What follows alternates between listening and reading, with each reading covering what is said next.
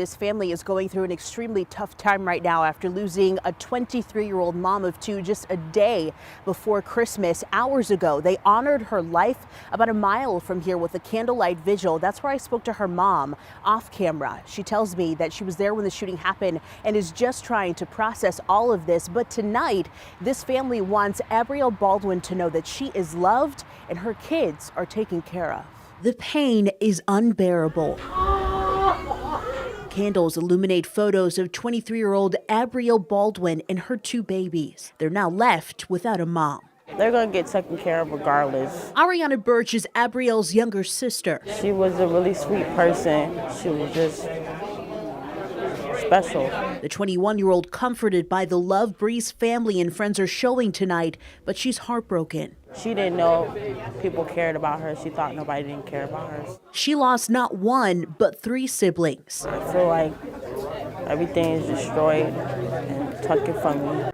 During an argument over Christmas gifts, a 14-year-old boy in Florida was arrested for shooting his older sister, Abrielle Baldwin, turning the holiday season deadly.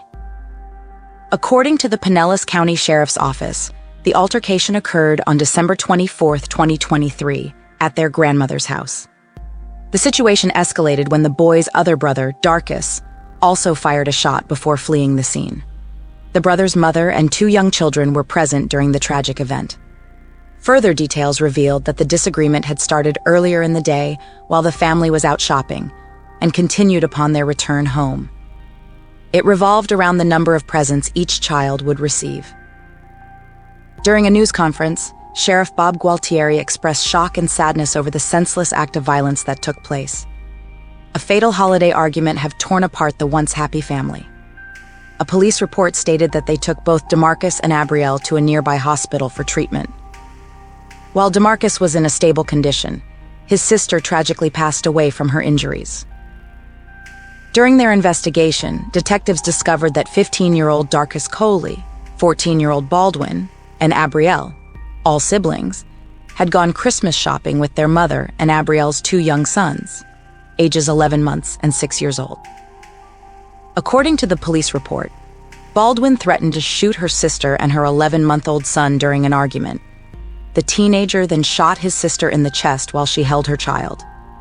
After the shooting, Baldwin's other 15-year-old brother also fired a shot before fleeing. The doctors pronounced their mother dead at just 23 years old after taking both siblings to a local hospital.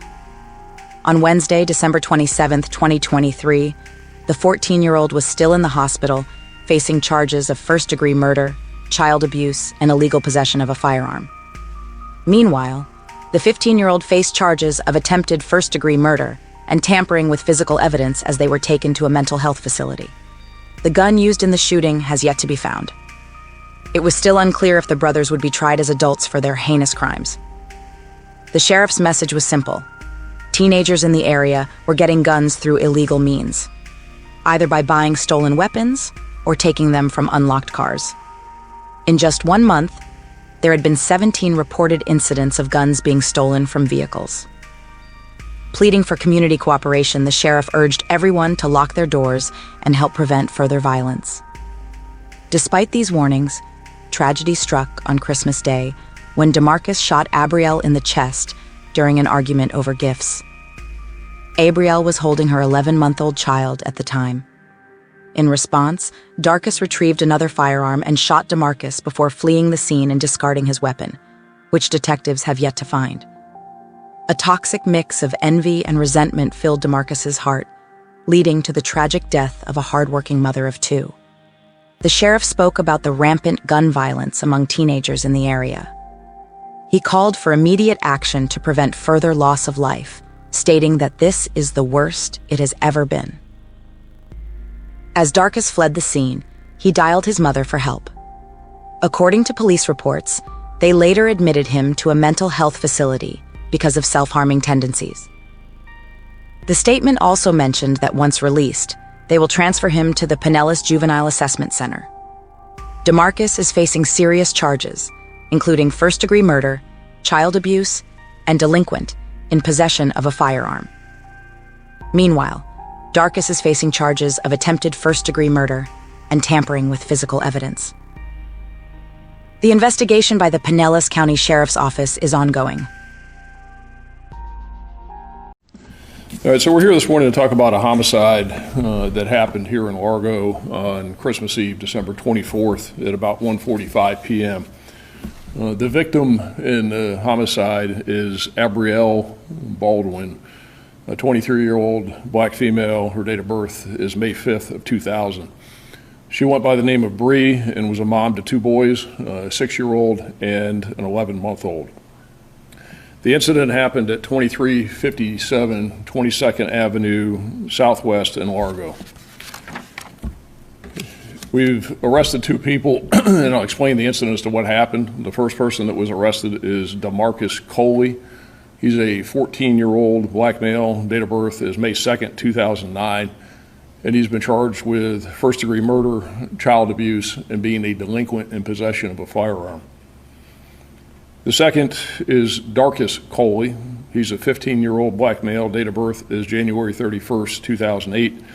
And his charges are attempted first-degree murder and tampering with physical evidence. And both of them are in the photographs to my left, to your right, and they're brothers. So this is what happened.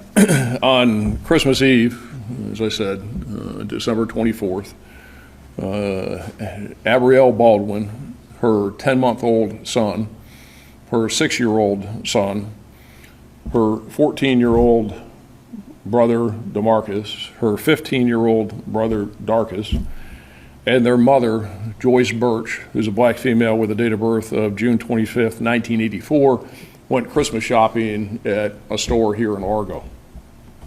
While they're shopping, 15-year-old Darkus was jealous that their mother, Joyce, was getting 14-year-old DeMarcus more gifts than he was receiving. So they had this family spat about who was getting what and what money was being spent on who, and they're having this big thing going on in the store, and they're all arguing with each other. They left the store and headed to their grandmother's house, which is where the incident happened, at 2357 22nd Avenue Southwest in Largo. They all piled into one car and they were heading over to her house. The Coleys, along with Joyce Birch, lived at 608 Westminster Boulevard in Oldsmar. They were going to their grandmother's house because she was going to watch Bree's 6-year-old and 11-month-old baby when she went to work. So they got there to this house on 22nd Avenue Southwest at about 1:45 p.m. on Sunday. Darkus, who's the 15-year-old, entered the home and went into the kitchen with his grandmother. DeMarcus, the 14-year-old, stood in the doorway because, again, they're all arguing and they're having this big spat about what happened while shopping and who's getting what and who didn't get what for Christmas. So this is just normal what people do when they have these young kids getting spats like this. And of course I'm saying this sarcastically because he's all mad at his brother about what his brother was getting and is not getting. He stood in the doorway and he took out his .40 caliber semi-automatic handgun and he pointed it at Darkus and told him he was going to shoot him in the head. So you got the 14-year-old who's mad at the 15-year-old because mom's not buying equal amounts of gifts. They get to grandma's house and he takes out his gun and tells him he's going to shoot him in the head. So DeMarcus tries to get Darkus to fight. Darkus said he didn't want to fight and told him to get out of the house and he didn't want anything to do with him. One of the boys' uncles was present in the home and he separated them by moving DeMarcus out of the house and moving him out into the driveway area.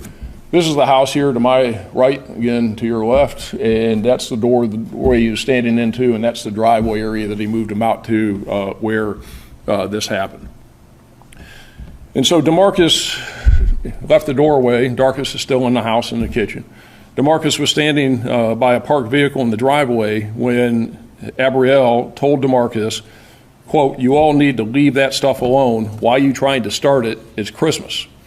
And at that point, Abrielle was in the driveway and she was carrying her 10-month-old baby in a carrier in her hand. DeMarcus then began arguing with Abrielle and used some very, very derogatory language that I won't repeat at all and all kinds of profanity He was calling her a whore and all kinds of other stuff, and stated that he was going to shoot her and that he was going to, quote, shoot the baby too. DeMarcus then moved toward Abrielle and shot her in the chest with a .40 caliber semi-automatic handgun, again, while she's carrying the baby. Abrielle fell to the ground, so did the baby. The baby wasn't hurt because the baby was in a carrier. So when DeMarcus falls to the ground, Darcus comes out of the house. And again, Darcus is 15, and he takes out his .45 caliber semi-automatic handgun because, again, I'll say this sarcastically, just normal that all these kids, that's what you do, right? You just carry handguns. When you get in a spat with your sibling, you take out your guns and you have a gun battle. So he takes out his gun and tells DeMarcus, so Darcus tells DeMarcus, quote, you shot my MF sister, and then Darcus shot DeMarcus one time in the stomach. So DeMarcus falls to the ground, and when Darcus shot DeMarcus, DeMarcus was unarmed. And there's about an 8-second gap between the time that DeMarcus shot Bree and then Darcus comes out and shoots DeMarcus, and when he shot him, he no longer had possession of the gun. Darcus, the 15-year-old, then ran, threw his gun in a nearby yard, fled to a relative's house up in Clearwater, where we subsequently arrested him. Unfortunately, Abrielle Baldwin was transported to Largo Medical Center Hospital here in Largo with a single gunshot wound to her chest, and she was pronounced dead at the hospital. Basically, the round went in through her left arm into her chest area, went across, went into both lungs, all kinds of internal bleeding. She bled out and it popped both lungs. She couldn't breathe. DeMarcus was transported to a hospital where he underwent surgery. He's in custody, remains in the hospital, is in stable condition, and upon release, he'll be transferred to the custody of the Florida Department of Juvenile Justice. The Pinellas-Pasco State Attorney's Office is going to review the case and decide whether to charge DeMarcus as an adult with the first-degree murder of his sister. Darcus, again, the 15-year-old, made self-harm statements after we picked him up at the location where he was in Clearwater, and he is right now in a secure mental health facility, and he'll be charged with attempted first-degree murder and tampering with evidence and transported to the Pinellas Juvenile Assessment Center upon his release from the mental health facility. The .40 caliber handgun that DeMarcus used to shoot his sister was recovered at the scene, and the .45 caliber handgun that Darcus used to shoot DeMarcus has not been recovered. Again, when he ran, he tossed it in the backyard. We've searched that area out there. We can't find it. And the unfortunate reality is probably going to be used in the next crime because somebody probably picked it up, and there are all kinds of people over there. And as I'm going to talk about here in about 1 second, there's way too many guns out there on the street, way too many crime guns out there, way too many stolen guns. Everybody's got a gun these days. And the sad part is that thing's going to be used in another crime because somebody picked it up. As you can see behind me in the photograph, DeMarcus, again the 14-year-old, recently posted a photo to Snapchat pointing the gun that he used to kill his sister at the camera. So this is within the last couple days, and this is a Snapchat photo. That's DeMarcus pointing that gun, which is this gun, which we recovered there at the scene, which is the gun that he used to kill his sister. So there's the Snapchat photo, and there's the gun that he used to kill his sister. According to many people that we interviewed out there, all kinds of people, family members, young, old, everybody across the board, is that both DeMarcus and Darcus carried guns all the time. They routinely carried firearms on them. People knew it, that's what they did, and a lot of it, they claim, is because of recent ongoings in the Ridgecrest Baskins area where they were accosted. And we've had a number of incidents I'll talk about in a second over there in the last couple of months. But again, these young kids, 14, 15 years old, routinely carry firearms. And this is what happens when you got young delinquents that carry guns. They get upset. They don't know how to handle stuff, so they just take out their guns and start shooting each other. And one of them kills his sister, who's a mom to a 10-month or 11-month-old baby and a 6-year-old boy. So how are they getting these guns? Well, it's real easy. They're getting them because they're either buying them on the street cheap, and they're all stolen guns. And for these two guys, they're getting them because they're stealing them from unlocked cars. They're out in the middle of the night doing car burglaries. Both DeMarcus and Darcus were arrested for committing numerous car burglaries in Oldsmar, where they live on Westminster Avenue, back in May of this year. DeMarcus, the 14-year-old, has arrests dating back to when he was 12 years old. Think about this. He has arrests dating back to when he was 12. He's only 14 now, okay, but 2 years ago he has arrests for being a minor in possession of a gun, grand theft auto burglaries, loitering and prowling, disorderly conduct, battery on a school employee, and battery on a law enforcement officer. He's only 14. Darcus was also arrested in May for committing numerous auto burglaries. Many of those cases are still pending. In the dispositions with DeMarcus previously is that, what's he get? Probation. The problem is you got way too many kids out there with way too many guns, and they're getting them because they're buying them on the street, cheap, 50 bucks for a gun, whatever, breaking into cars, and they're stealing the guns out of the unlocked cars. And I've talked about this a long time, and those of you who have been around here for a while remember going back now to December of 2014. Charlie Condek, Tarpon Springs police officer, shot and killed. Where did the gun come from that killed Officer Condek? An unlocked car burglary, because people leave their guns in their cars. And these punks, these thugs, go out and break into the cars, they take the guns, and they use them for crime, and they kill people. Like they killed Charlie Condek, and like DeMarcus Coley killed his sister. So just in the last 30 days alone, just in our system, and this doesn't include St. Pete Police Department, it doesn't include Largo Police Department, it doesn't include Pinellas Park Police Department, just in our system alone, and this is what was reported, and they're not all reported because people don't report them all. Just in our system alone in the last 30 days, we've taken reports where 17 guns have been stolen from unlocked cars. You know, I get, some people say, look, I can do what I want. I can leave my cars unlocked. I can leave my gun in my car. You know, it's not the responsible thing to do, but they do it. And the problem is the thugs that are stealing them, and I agree with that. The problem is don't steal people's stuff. But the reality is that you got punks like this out there, criminals out there like this that are doing it and going to do it, and then they're going to go and hurt people. And people can't leave their car doors unlocked and leave their guns in their cars.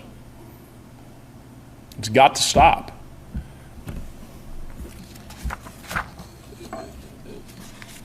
See, you couple that with, since September, just in the Ridgecrest Baskins area alone, which is where this happened, a couple miles to the west of here, we've had 13 shootings or incidents involving guns in that area. And according to everybody, everybody's carrying guns over there. All these kids are carrying guns. And again, they're getting them from where I just said. So this proliferation of guns on the streets and guns in this area and guns in the hands of these kids, this is the worst I've ever seen it. I don't think we've ever seen it this bad. I really think that we need tougher laws to deal with these kids. As you can see with their criminal histories, they are not getting the consequences that they should get that keep them from doing it again and again and again, or deterring others from doing it again and again and again. And I really hope the Florida legislature in the upcoming legislative session will get serious about it and will pass legislation that will hold these kids accountable and help us to slow this down. Because if we don't slow it down, we got a big problem.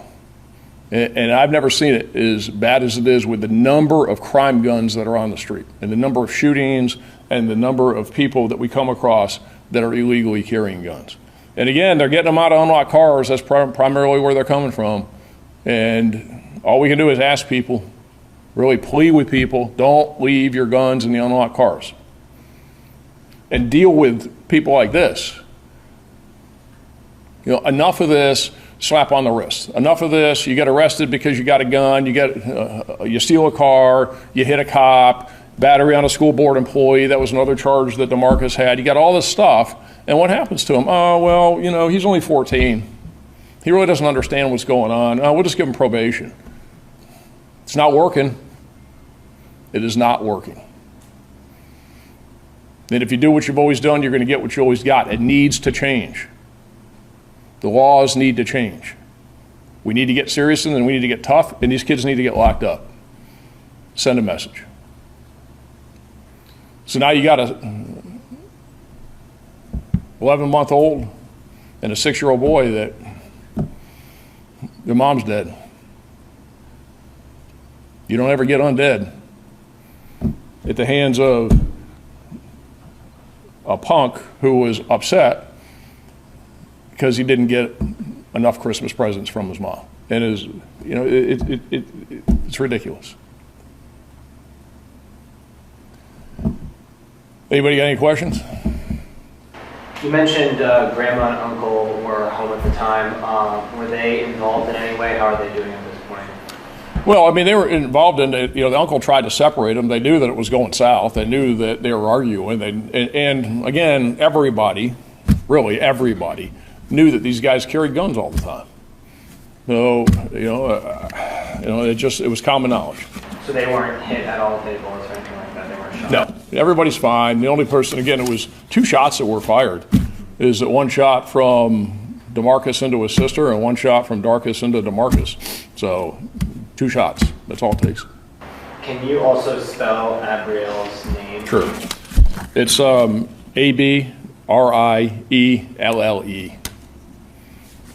Last name? Baldwin. Baldwin. Sheriff, you were really specific there on the length of time between the 2 shots being fired. Just curious how you can be that specific. There's an audio recording of it. 911 was called or something. There's a neighbor that has outdoor cameras, and while the shooting itself is not captured on the cameras, the audio of the shooting is. So you can hear shot, and then 8 seconds later, the second shot. That's how we know. Can you just, you said a few words already, can you just say a little bit more about Abrielle and what you know about her, and now, she's got 2 kids, what's going to happen to them now? Sure. Yeah, I don't know. I guess mom, grandma, somebody will step in, take over. She was working at an assisted living facility. She's just a woman going about life, doing her thing with her 2 kids, trying to make a living, trying to make it, and her brother killed her. And why did her brother kill her? Because what she said was, knock it off. Leave it alone. Why are you doing this? It's Christmas. Why are you getting all upset? So he goes over and puts a bullet in her, tears up her insides, and kills her. Leaves her dead in the driveway. So they're all brothers and sisters here, right? Just all siblings?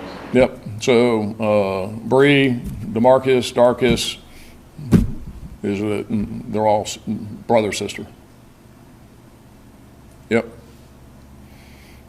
And again, it goes back to, there's a reason why the law says it's not strict enough. Right now, and I hope this changes this legislative session, right now a minor in possession of a firearm is a misdemeanor. This guy's had prior minor in possession charges.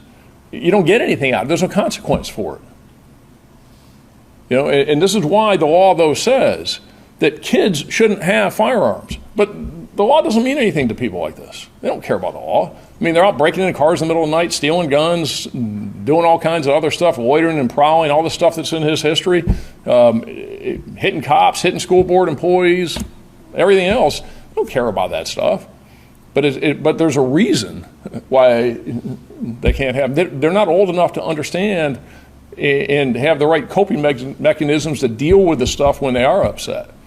I mean, the fact that you get upset, you get 2 14, 15-year-olds that get upset with each other because one got more, I mean, that happens. I mean, that's kid stuff. But not with guns. Where are you at in terms of the testing of the firearm you do have? I assume you'll try to figure out if someone ever reported this gun stolen or whatever. Yeah, so we're obviously looking at that. That's a big part of the investigation. Right now, I can tell you that The 40 caliber that DeMarcus had that we recovered was that Smith & Wesson, which is that one, the one you see behind me here, is that it is not in the system been reported as stolen. It's stolen. It came out of a car. Somebody just didn't report it. And sometimes they report it as stolen, and they'll report their gun stolen, but they don't have the serial number because they don't keep it. So they report it to us, but we can't put it in the system, or another agency can't put it in the system unless you got a serial number for it. So it may well have been reported, but nobody had the serial number, or it wasn't reported. It's stolen. So we have some systems that we can use through the U.S. Bureau of Alcohol, Tobacco, and Firearms, through ATF, where we can check the projectiles to see if that gun has been used in other crimes. And we're in the process of doing that. That takes some time. Now, the second gun that Darkus had, we haven't recovered. We've got casings from it, from the firing of the firearm, but we don't have the firearm itself. Like I said, that's still out on the street, unfortunately. Do you have a picture of Abrielle that we could use? We'll see if we can get you one. I'm not sure if we do. We'll see if we can get you one. So, Sheriff, I was wondering, you are asking for changing the laws because right now they are not strict enough. We have this violence, this gun violence with teenagers. So right now, if the authorities would be to stop these teenagers with these guns that are stolen, what will happen to them?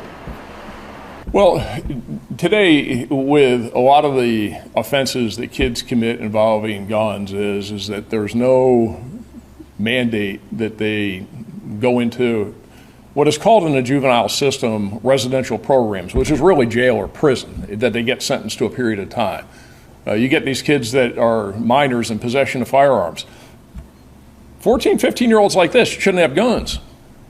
14, 15-year-olds with dad or grandpa going out hunting, that's fine, go for it. It's responsible, there's no issues with it. But 14, 15-year-olds carrying guns in their waistbands, walking around the neighborhood, just waiting for something to happen, no. And the problem is that today it's a misdemeanor. You're not going to get anything. And so they're doing it with impunity. They're walking around with these guns with impunity. And, when you score under the guidelines by committing these car burglaries, and they're taking these guns, or they're just out there committing these car burglaries, or they're doing the grand thefts, and they're doing all what they're doing, is that the consequences aren't there. And this is where you end up with these kids, that it takes many, many, many times for them to score at the right level where there's consequences. So what I'm saying is that we need to change it, and we've got to provide some swift, harsh consequences up front to punish the conduct and to deter the misconduct of others, and have there be some skin in it. Make them realize that this is going to be unpleasant. And avoid a tragedy like this one. What's that? And avoid a tragedy like this one. Yeah, try and avoid the tragedy. That's what we want to do. That's the whole reason for it, is to try and avoid the tragedy, like you said, and try and keep it from happening. And the only way to do it is to send a message. And the message is, we're not going to put up with it. But unless the consequences are there, we can say we're not going to put up with it, but guess what? We as a society, we as a criminal justice, we are putting up with it, because we let them have these multiple bites at the apple. I went through what DeMarcus's criminal history is, and he's got all this stuff in the past, and he doesn't care. Obviously, he doesn't care, because if he cared, he wouldn't do it. How long ago was his most recent arrest? A few months ago. Both of them have equal type histories and charges. Actually, DeMarcus has more than Darkus does. Darkus's history isn't that extensive. DeMarcus's history is pretty extensive. There's less, actually. Yeah. Is there a plan for increased law enforcement activity in the neighborhood where this occurred? We have been. We've had increased presence and patrols out there in the last couple months because of this problem with guns. But in this type of a situation where it's used in a domestic type environment, we could put 1,000 cops out there, ain't going to stop it. So what we're trying to do with the increased patrols out there is deal with the street crime, deal with people that are using the guns when they're selling drugs, when they're doing robberies, when they're carjacking, when they're doing all kinds of other street-related stuff. And we're trying to get the guns off the street, and we've had some success with it by being very intensive with the patrols that we've had out there and putting extra people out there. So we have and will continue to do that. But there's nothing we can do to stop that other than get the guns out of these guys' hands and not have them have guns to begin with. We can't stop that kind of thing. There's nothing we can do on that directly. Now, indirectly, again, with what I'm talking about and consequences in the system and people not leaving their guns in their cars, those kinds of things. But we could put a cop on every street over there in Ridgecrest Baskins or in any other community, and that's not going to stop that. When it comes to talking about people leaving their guns in their cars or leaving them unlocked, is there any kind of penalty towards them if that gun is found to be stolen? I mean, do you think something like that needs to change as well? No, it is that, and the question is, and this comes up, because as you're asking the questions and people watching, they can't hear the question. So it's the question is, should there be consequences against people for leaving their cars unlocked and leaving their guns in their cars? Is there consequence was your first question, and the answer was no. And the second question, should there be? I don't think so. The problem is them. Okay? It's an ask of people. Help us, because we got a problem. And our problem is them. If somebody parks their car in the driveway, and some people do it mistakenly. They just didn't mean to. Other people, and I tell you because we talk to people about it. And some people say, look, this is my property, this is my house, this is my car, this is my driveway. If I want to leave my car unlocked and I want to leave my wallet and my gun and my stuff in my car, I should have a right to do that. And, they got a point. But, okay, I hear you, and you're right. And that's why there shouldn't be any consequence for it. But we got a problem, so help us. That's why I'm asking and pleading, help us. Because until we can do something to tighten guys like this up, is they're going to keep taking your stuff. But people do it, and some people, again, make a mistake. Others, that's just what they do. Is say, I'm just not locking my car. Yeah. And you said he was shot in the stomach. Is he still in the hospital right now? He is. Mm-hmm. What's his condition? He's stable. Well, he's torn up pretty good. His intestines, they had to remove part of his intestines and do some other things in surgery, but he's stable. He'll be in the hospital, probably the best projection. I just got off the phone before I came down here. Best projection is he'll probably be in the hospital for about a week or so. And then again, we'll transfer him to the Department of Juvenile Justice custody once he's released from the hospital. All right, thanks everybody.